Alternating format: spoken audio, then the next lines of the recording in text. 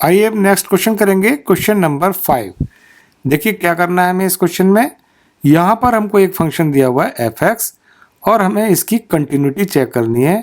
Continuity इसकी कहाँ कहाँ पर चेक करनी है? एट एक्स इक्वल टू 0 पर, एट एक्स इक्वल टू 1 पर और एट एक्स इक्वल टू 2 पर। तो आइए चेक करते हैं इसकी कंटिन्यूटी, देखते हैं कि फंक्शन हमारा कंटिन्यूस है या नहीं है जो हमें पॉइंट्स दिए हुए हैं। फंक्शन यहाँ पर है f x is equal to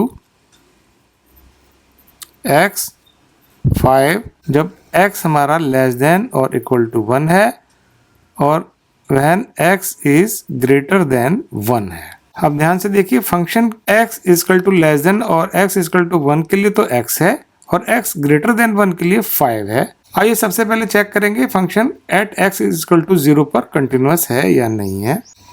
eight x equal to 0, अब देखिए ये जो 0 पॉइंट है, 0 वो हमारा लेस देन 1 है। लेस देन 1 है तो फंक्शन क्या होगा? x होगा। तो यहाँ पर जो फंक्शन है एफ एक्स वो होगा x। इसकी कंटिन्यूटी चेक करने के लिए हम क्या करेंगे? फंक्शन की value at x equal to 0 पर निकाल लेते हैं। 0 यहाँ पर पुट करेंगे तो ये वैल्यू आएगी 0।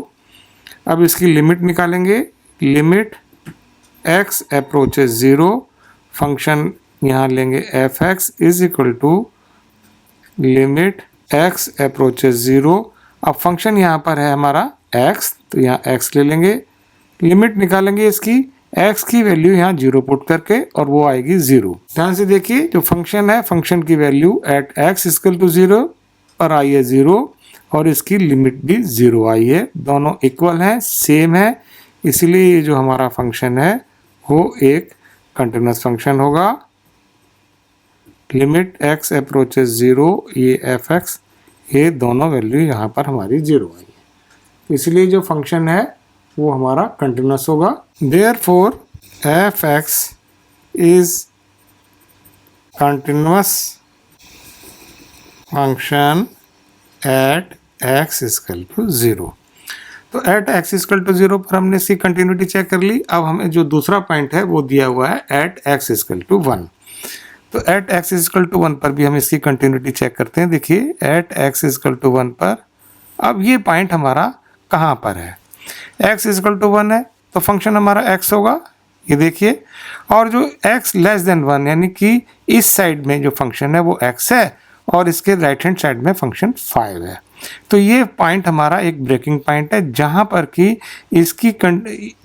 कि जो फंक्शन है वो चेंज हो रहा है। इससे लेफ्ट हैंड साइड में तो फंक्शन x है और राइट हैंड साइड में फंक्शन 5 है।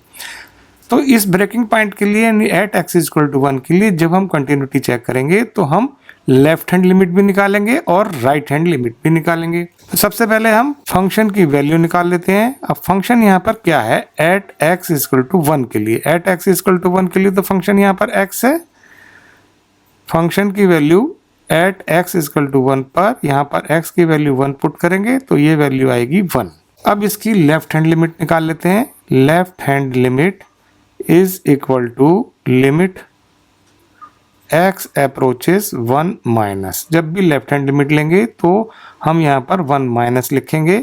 अब 1 माइनस हम क्यों लिखते हैं? देखिए ध्यान से, यहाँ पर x जो अप्रोच कर रहा है 1 को वो लेफ्ट हैंड साइड से अप्रोच कर रहा है। x लेफ्ट हैंड साइड से 1 को अप्रोच करेगा तो ये 1 से थोड़ा सा कम रहेगी x की वैल्यू, तो इसीलिए हम यहाँ पर x को x अप्रोचेस 1 माइनस लिखते हैं।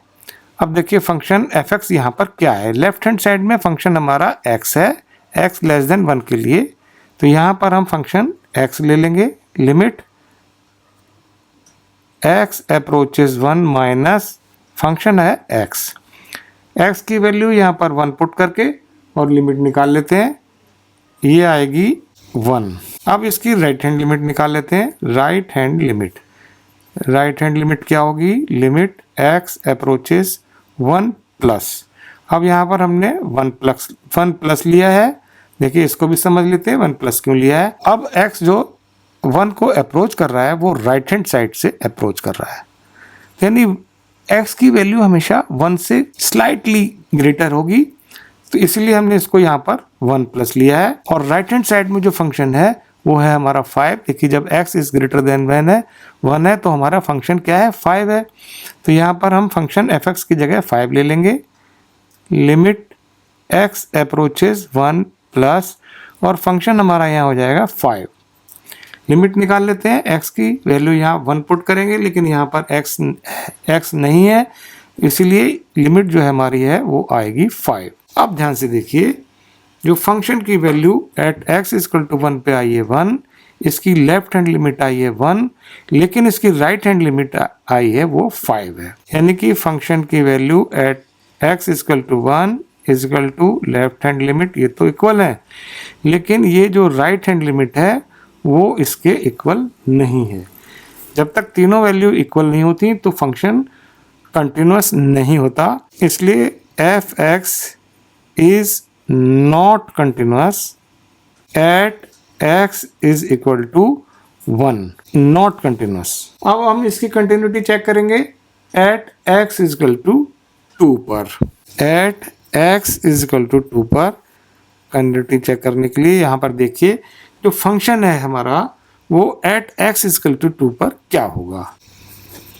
फंक्शन देखते हैं, एट x इक्वल टू 2 पर क्या है। एट x इक्वल टू 2 का मतलब है कि x की वैल्यू ग्रेटर देन 1 है, और जब x ग्रेटर देन 1 है तो फंक्शन हमारा है 5। तो यहाँ पर हम फंक्शन को ले लेंगे 5। अब फंक्शन की value at x equal to 2 पर निकाल लेते हैं। x की वैल्यू यहाँ 2 पुट करेंगे, लेकिन इसमें x नहीं है, इसलिए जो इसकी वैल्यू आएगी वो 5 ही आएगी। अब इसकी लिमिट भी निकाल लेते हैं। Limit x approaches two function f(x). अब यहाँ पर फंक्शन क्या होगा, फंक्शन यहाँ पर तो 5 है, 5 ले लेते हैं। Limit x approaches two function यहाँ आएगा 5, x की वैल्यू यहाँ 2 पुट करेंगे और लिमिट निकालेंगे, तो लिमिट यहाँ पर आएगी 5। अब ध्यान से देखिए, फंक्शन की value at x equal to 2 पर है 5, इसकी लिमिट आई है 5, दोनों वैल्यू सेम है, इसलिए ये फंक्शन कंटिन्यूअस फंक्शन होगा। Limit x approaches two f(x), इन दोनों की वैल्यू हमारी 5 आई है, दोनों सेम है, इक्वल है, therefore f(x) is continuous at x equal to 2। x equal to 2 पर ये फंक्शन कंटिन्यूअस है, एट x इक्वल टू 0 पर भी कंटिन्यूअस है, लेकिन एट x इक्वल टू 1 पर ये फंक्शन कंटिन्यूअस नहीं है।